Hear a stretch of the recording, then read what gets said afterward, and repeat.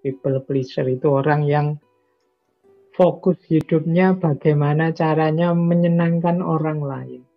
Sampai kemudian lupa bahwa dia sendiri juga berhak untuk bahagia. Ini namanya people pleaser. Ini wacana yang akrab mungkin untuk teman-teman yang kuliah di jurusan psikologi misalnya. Dan ini fenomena yang banyak kita jumpai hari ini. Kelompok people pleaser ini, apalagi hari ini kan kita hidup di medsos. Yang logikanya adalah logika viral atau tidak viral.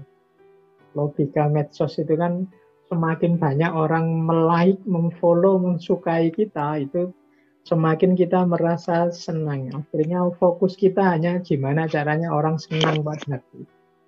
Nah, nanti dalam banyak momen kita kadang-kadang tak sadar kita jadi orang yang berkarakter people pleaserin. Kita ingin menyenangkan orang lain terus sampai lupa bahwa kita juga berhak loh untuk senang. Nah, jadi people pleaser ini kalau didefinisikan di buku-buku ya antara lain definisinya seperti itu. Orang-orang yang selalu ingin menyenangkan orang lain, menjadikan orang lain sebagai tujuan atau pusat hidupnya, sehingga bahkan mengorbankan kebahagiaan, kenyamanannya sendiri untuk orang lain. Bahkan ada yang sampai menganggap dirinya sendiri bukan prioritas. Prioritas utama ya gimana caranya orang itu senang padaku. Mereka menganggap nilai dirinya terletak pada pandangan baik orang lain terhadap dirinya.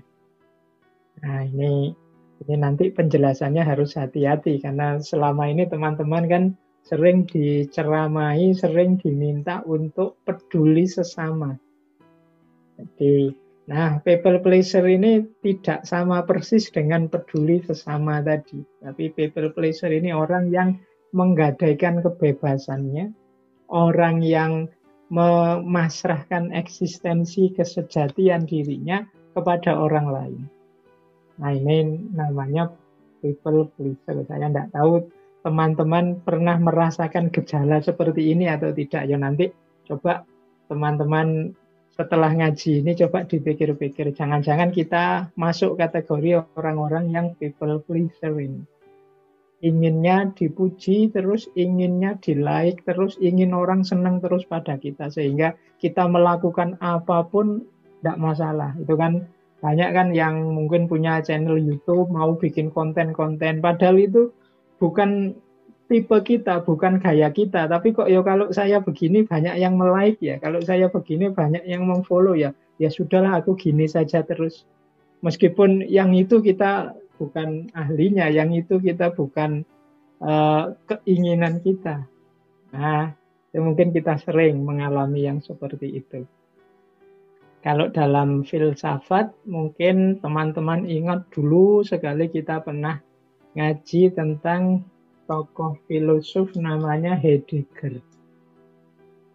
Heidegger ini orang sering menyebutnya filosof yang punya gaya berpikir eksistensialis. Meskipun beliau ini lebih terkenal sebagai seorang filosof yang gayanya fenomenologis. Nah, Heidegger ini membagi manusia itu jadi dua. Yang pertama manusia otentik, namanya Dasein. Yang kedua manusia yang tidak otentik, namanya Das-Man. Dasein itu manusia otentik itu manusia yang jadi dirinya sendiri. Eksis sebagai dirinya sendiri. Hidup versi keinginannya sendiri. Ini namanya manusia yang otentik. Jadi saya ingin A dan saya menghidupkan diriku dalam versi A. Ini namanya otentik. Yang aku jalankan sekarang ya ini keinginanku. Yang aku lakukan sekarang ya persis seperti inilah yang aku ingin hidupkan dalam diriku. Ini namanya manusia yang otentik. Tapi nanti ada manusia yang jenisnya Das-Man. Das-Man itu manusia yang tenggelam dalam lingkungan sekelilingnya. Jadi dia ini tidak kelihatan. Kenapa? Karena hidupnya selalu, kalau orang lain ke utara, dia ke utara. Orang lain ke selatan, dia ke selatan. Kita sering menyebut orang-orang seperti ini tidak punya prinsip. Yang penting orang senang saja, tidak ada yang marah padaku, tidak ada yang tersinggung denganku. Apa sih yang aku lakukan, ya ikut mereka saja. Ini orang namanya dasman, orang yang tenggelam. Dia seolah-olah ada, tapi sebenarnya tidak ada, dia tidak dihitung. Kalau bahasa Arab itu ada peribahasa wujuduhu ka'adamihi. Jadi adanya seperti tidak adanya. Nah, people pleaser ini jenis orang yang semacam itu. Jadi orang yang seolah-olah ada, padahal dia tidak ada. Keberadaannya dipakai hanya untuk orang lain, menyenangkan orang, menggembirakan orang, membuat orang suka atau setuju dengan dirinya, dan lain sebagainya. Jadi, ini awalnya ini, semoga sudah mulai bisa ditangkap. Ciri umumnya people pleaser itu ada 4. Yang pertama, dia selalu ingin bagaimana agar orang itu senang. Menyenangkan orang itu maksudnya senang pada dirinya atau senang pada diri kita. Gimana orang senang terus pada kita. Sehingga masuk yang kedua, kita cenderung setuju. Orang ini punya pendapat apa, orang ini punya keinginan apa, punya permintaan apa, kita iyai saja, kita oke saja. Bila perlu kita bantu, dia ingin apa. Wah, sampean bagus, sampean baik. Wah, saya bantu apa yang ingin dia. Itu ya, ini gaya seperti ini. Jadi kita ingin menyenangkan orang dengan cara menyetujui apapun pendapatnya, apapun keinginannya, apapun permintaannya. Jadi karena kita takut dia marah, kita takut dia tidak suka sama kita, kita takut dia ninggal kita. Nah, jadi ini ciri kedua. Jadi kita menyetujui apapun keinginannya, sehingga kita khawatir kalau dia kecewa, kalau dia marah. Bahkan sampai mengabaikan pendapat kita sendiri atau kenyamanan kita sendiri. Misalnya teman kita ngajak, yuk malam-malam gini nyate yuk, enak loh sate di sana. Padahal kita tahu, kita itu tidak suka sate di warung itu, kita pernah nyoba. Tapi ya demi teman, ayolah. Saya juga suka kok ke sana. Itu padahal kita tidak suka. Itu dalam rangka apa? Kita takut dia kecewa, kita takut dia marah, kita takut dia tidak berkenan dengan kita. Jadi kita mengabaikan pendapat kita sendiri, kenyamanan kita sendiri demi kesenangan orang lain, demi kesetujuan, demi kenyamanan orang lain. Nah, ini saya tidak tahu teman-teman pernah begini atau tidak. Nah, nanti kita lihat ya. Ya meskipun dalam hidup ini kadang-kadang kita butuh, kadang kita menyebutnya basa-basi semacam itu, tapi nanti sampai level tertentu model people pleaser ini membahayakan untuk kita sebagai manusia. Nanti kita lihat di titik-titik mana people pleaser ini membuat diri kita sebagai manusia jadi tidak otentik lagi, tidak asli lagi. Kita jadi manusia yang palsu, bukan diri kita sendiri. Nah, yang penting kita ingat dulu ciri umum 4 ini ya. Kita selalu ingin menyenangkan orang, setuju apapun pendapat, keinginan, permintaan orang. Khawatir kalau orang itu nanti kecewa, marah sama kita, sampai kita mengabaikan pendapat kita sendiri, kebenaran kita sendiri, kenyamanan kita sendiri. Jadi ini 4 ciri-ciri umum dari yang kita sebut malam hari ini sebagai people pleaser. Hari ini kan banyak kita begini, misalnya di medsos-medsos. Aslinya ya kita tidak suka sih teman kita begitu, tapi wong teman mau gimana lagi, ya kita jempoli lah, kita kasih emoticon ketawa ya. Padahal gitu aslinya kita merengut, tapi ya di WA dia kita pakai ketawa-ketawa. Padahal sebenarnya ya tidak lucu sih, misalnya kita ikut Ya sudah, mau teman mau gimana lagi misalnya. Itu jenis gaya menyenangkan orang. Tapi nanti kalau sudah sangat dalam dia jadi negatif. People pleasure ini. Nah, ini lebih detail lagi, another sign, tanda-tanda yang lain. Kalau kita ini terkena people pleasure, nanti bahkan ada level namanya people pleasure syndrome. Nah, ini semacam gejala orang yang sudah agak sakit jiwa ini kalau sudah terlalu dalam semangat untuk menyenangkan orang lain. Nah, tanda yang lain apa? Yang pertama adalah tidak bisa bilang tidak. Jadi kalau teman yang minta, kalau dia yang minta, kalau pokoknya ya harus iya. Nggak enak mau bilang tidak itu. Ah, itu ciri pertama kita. Kalau kita berat sekali mengatakan tidak, padahal sebenarnya ya kita nggak setuju sih. Tapi ya gimana lagi, wong ya teman, ya sudahlah, oke sajalah. Ah, itu berarti kita nggak bisa bilang tidak. Saya tahu dia salah, saya tahu dia keliru, tapi ya mau gimana lagi. Wong ya sahabat, sudah lama berteman, oke lah, setuju sajalah. Nah, ini namanya tidak bisa bilang tidak.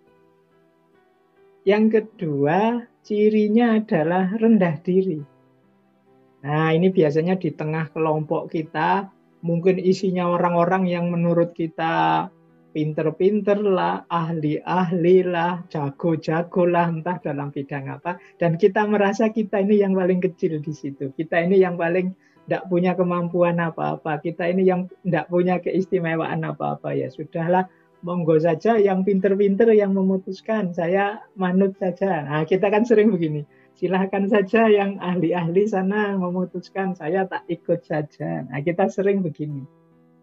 Ini hati-hati, kalau tidak hati-hati kita jatuh pada people pleaser ini. Ada nada kita tidak percaya diri. Kita merendahkan diri kita sendiri. Padahal mungkin ya kita punya pikiran-pikiran bagus loh. Mungkin pendapat kita mungkin bisa jadi alternatif loh. Tapi kita merasa tidak mampu.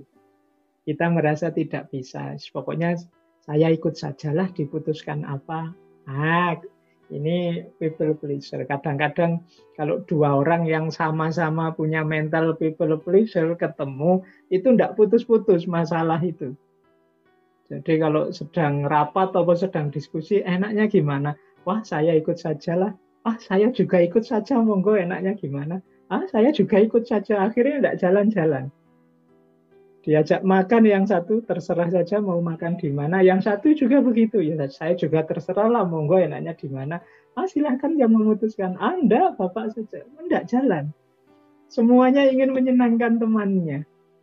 Nah, ya dari sisi indahnya pergaulan sampai level tertentu bagus. Tapi hati-hati nanti kalau sudah terlalu dalam people pleasure ini.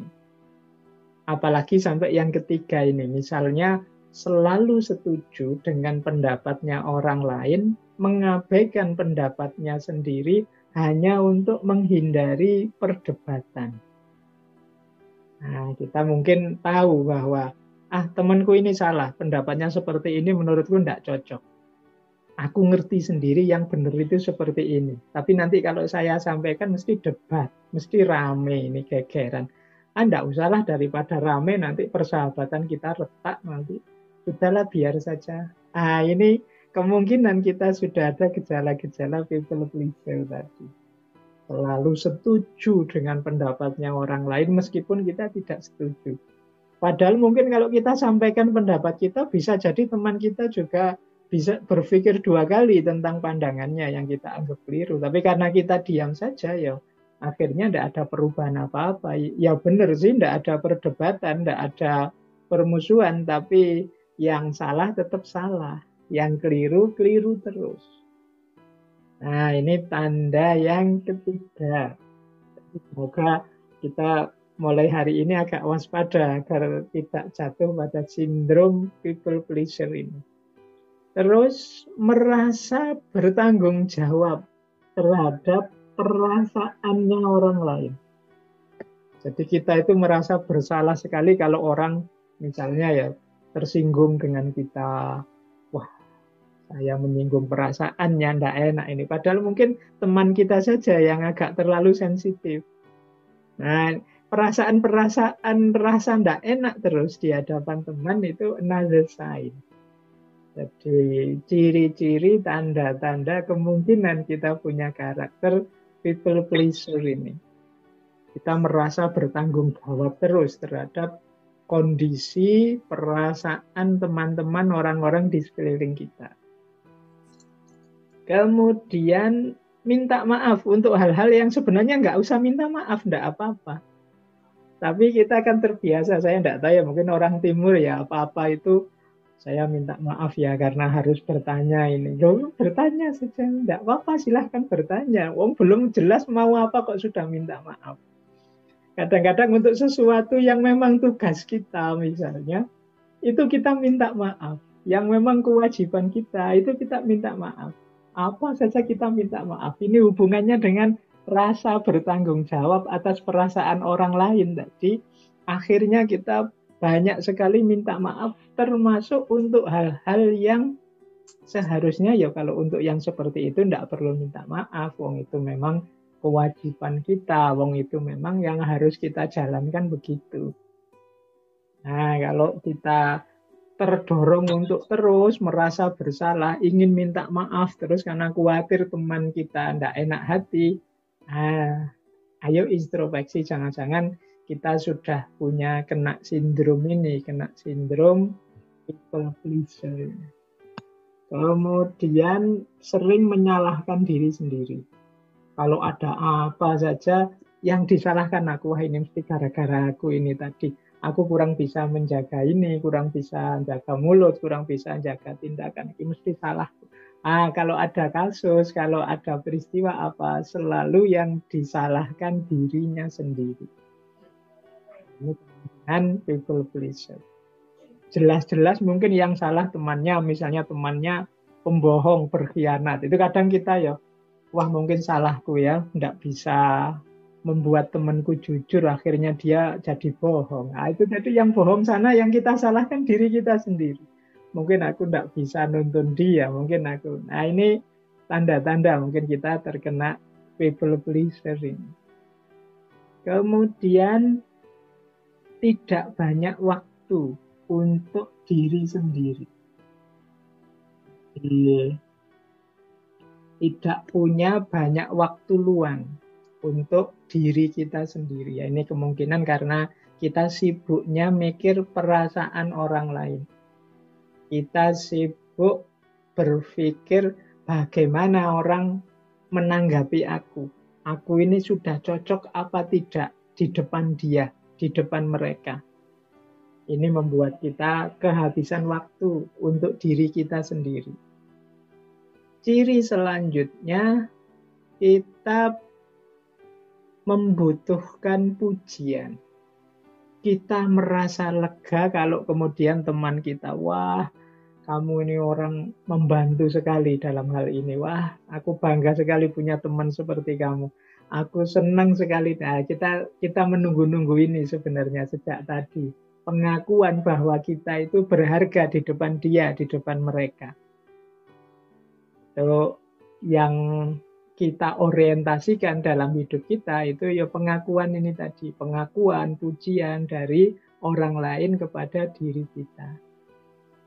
Kemudian ada lagi sign-nya, tanda-tanda yang lain, yaitu kita tidak mengakui perasaan kita sendiri. Kita abaikan. Jadi karena kita anggap tidak penting. Aku sedih, tidak masalah. Aku tersakiti, tidak masalah. Aku tersinggung, tidak masalah. Asal orang lain suka padaku. Nah ini tanda-tanda kita sudah terkena sindrom people pleaser tadi. Tidak ngakui, mengabaikan perasaan sendiri. Kemudian siap pokoknya membantu apapun untuk teman. Tapi dia sungkan, sungkan itu bahasa Jawa, bahasa Indonesianya apa ya? Dia tidak enak, dia segan kalau mau dibantu orang. Dia khawatir merepotkan, dia khawatir menyusahkan orang. Karena nanti khawatir temannya menilai bahwa wah sampean ini sering merepotkan, sering menyusahkan, khawatir dapat klaim itu. Sehingga dia kalau mau dibantu, itu dia merasa segan, merasa sungkan. Kalau bisa, yo aku saja yang bantu terus, biar aku positif terus di depan mereka. Dan yang selanjutnya, mungkin jadi tanda-tanda seorang people pleaser itu selalu ingin menghindari konflik.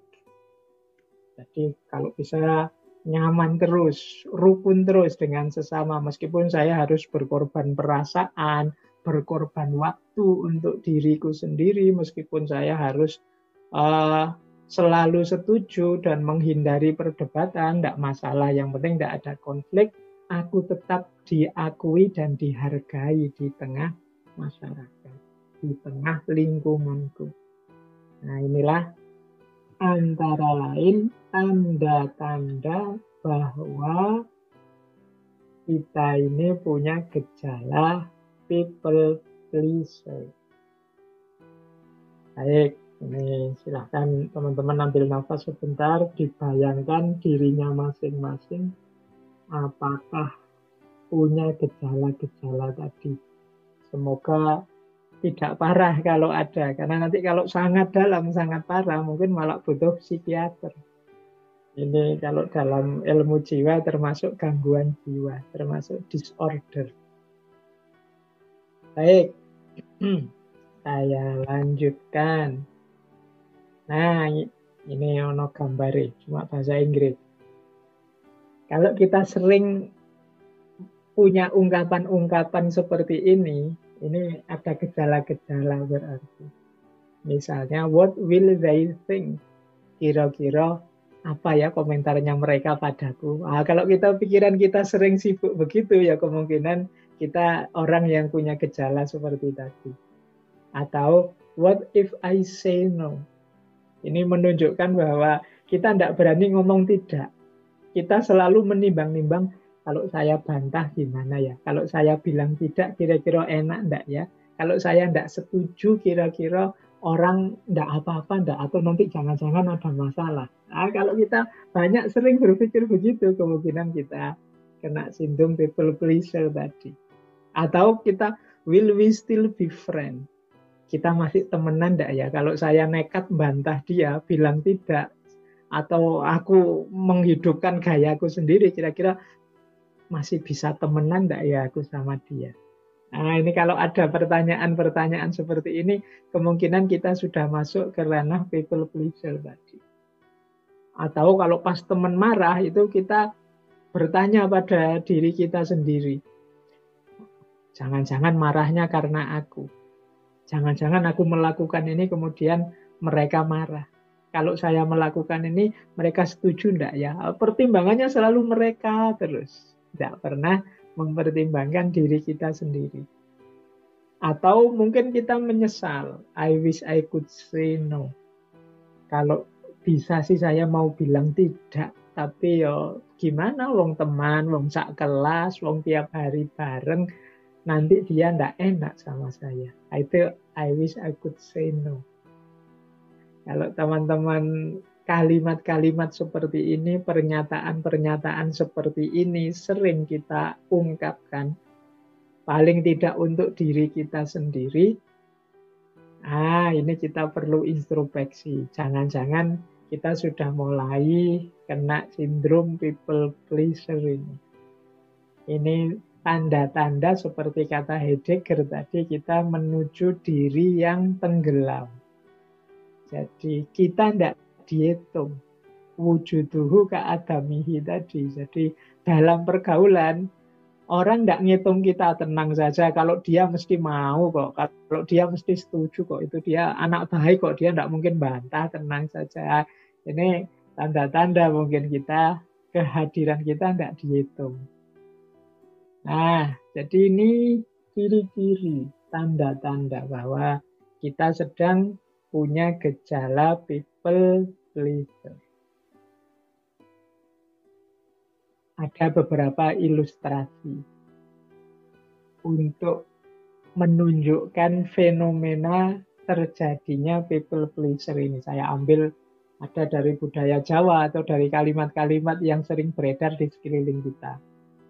Misalnya kita mungkin sering mendengar istilah asal bapak senang. Nah, ini biasanya bawahan yang pokoknya cerita yang baik-baik saja. Gimana caranya atasannya senang terus.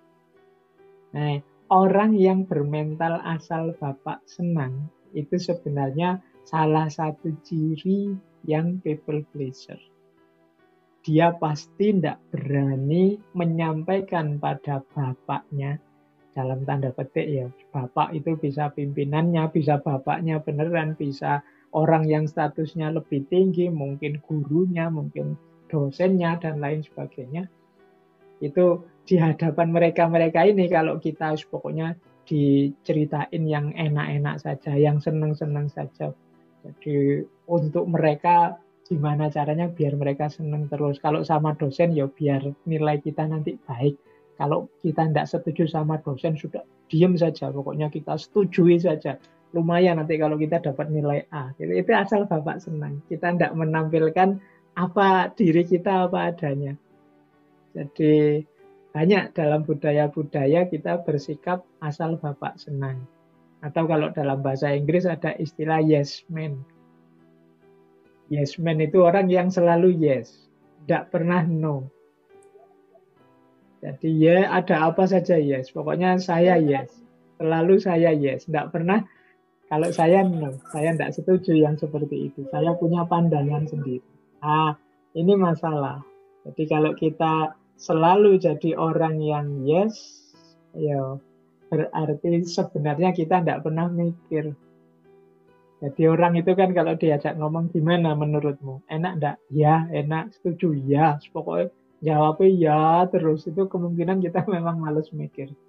Inginnya ikut saja. Ya kalau kita gayanya seperti ini ya jangan mengeluh kalau kita enggak dihitung. Kita akan dianggap ya hanya people pleaser tadi. Untuk basa Jawa ini jangkep-jangkepan lah. Yang penting ada gitu saja. Nah ini gaya yes man. Nah, menarik dalam budaya Jawa ada istilah budaya ewuh pekewuh. Nah, ini ewuh pekewuh ini mungkin teman-teman yang Jawa mungkin sering ya mendengarkan kalimat ini. Ewuh pekewuh itu misalnya saya dengan atasan misalnya mau ngeritik ndak enak, wong atasannya sendiri. Itu budaya kadang disebut budaya sungkan. Wah ini sama Pak Yai enggak enak, sungkan saya kalau harus menyampaikan sesuatu. Padahal mungkin Pak Yainya sendiri seneng kalau kita terbuka, tapi kitanya sungkan karena merasa enggak level. Nah ini namanya budaya ewuh pekewuh. Ewuh itu artinya rumit, ribet. Kalau pekewuh itu ya artinya enggak nyaman, enggak enak. Jadi kita merasa tidak nyaman kalau membuat orang repot. Ini namanya ewuh pekewuh. Misalnya kita mau bertamu jam habis maghrib misalnya. Wah, enggak enak deh kalau bertamu habis maghrib. Jangan-jangan tuan rumahnya sedang ngaji atau sedang makan malam. Nanti dianggap minta makan lagi. Nah, ini ewuh pekewuh contohnya. Nah, dalam banyak kasus, ewuh pekewuh ini kalau berlebihan ya jatuhnya people pleaser tadi.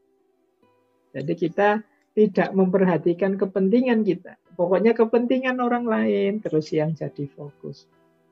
Makanya saya sebut tema malam hari ini itu antitesisnya, lawannya tema minggu lalu tentang self-love. Jadi hidup kita sering ribet gara-gara ewuh pekewuh ini. Kita inginnya tidak merepotkan, tidak menyusahkan, inginnya menyenangkan orang terus. Padahal mungkin orang yang kita senangkan itu tidak selalu begitu maunya. Tapi kitanya saja merasa tidak enak, tidak nyaman kalau merepotkan orang lain. Ya, budaya sungkan. Sungkan, mau WA, banyak macam-macam. Nanti kalau beliau tersinggung gimana, tidak enak. Pekewuh saya.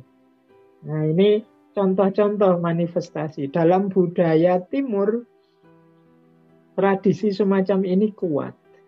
Jadi tradisi bagaimana kita harusnya mendahulukan yang lain, bagaimana kita mengutamakan yang lain, sampai melupakan diri kita sendiri. Ada banyak sekali konsep-konsep ajaran-ajaran. Mungkin konsep dan ajaran itu tidak salah, cuma implementasi kita saja yang kadang-kadang berlebihan. Menolong orang itu bagus, tapi melupakan diri sendiri tidak bagus. Peduli dengan orang lain bagus, tapi cuek dengan nasib, dengan kepentingan kita sendiri tidak bagus. Kalau bahasanya Al-Quran, wala tulku bi'aidikum ila tahluka. Jangan kamu menjatuhkan dirimu, melemparkan dirimu dalam kehancuran secara sengaja. Jadi orang hidup itu normalnya mencari enak, mencari nyaman. Nah, jadi ini contoh-contoh manifestasi dari people pleaser.